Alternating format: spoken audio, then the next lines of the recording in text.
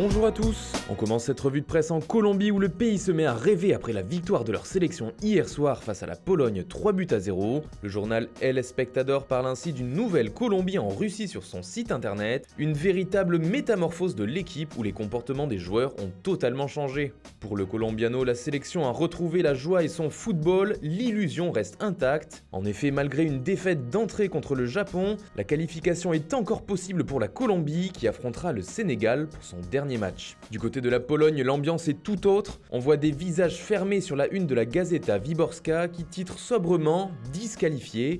En effet, perdre était interdit pour la Pologne si elle voulait rester en vie. Le journal explique que la Pologne est la première équipe européenne à être éliminée de la Coupe du Monde. L'autre rencontre du groupe H a vu le Sénégal et le Japon se neutraliser sur le score de 2-2. Pour le site internet de ce média local, les deux équipes entretiennent le suspense. Pour l'instant, aucune nation n'est sûre de se qualifier. Et pour le Dakar Times, c'est le doute qui s'installe, en ajoutant que seuls Mbaye Niang et Youssouf Sabaly se sont distingués pour les Lions de la Teranga. En Angleterre, tous les tabloïds ne parlent que de la victoire des Three Lions et du match de leur capitaine Harry Kane. Le journal Le Sun adoube le prince Harry, qui était inarrêtable face au Panama lors de l'écrasante victoire des Anglais 6-1. Kane a d'ailleurs planté un triplé, ce qui fait de lui le meilleur buteur du mondial avec 5 réalisations. Le Daily Telegraph se la joue plus collectif et titre « Oser rêver », alors pourquoi pas ?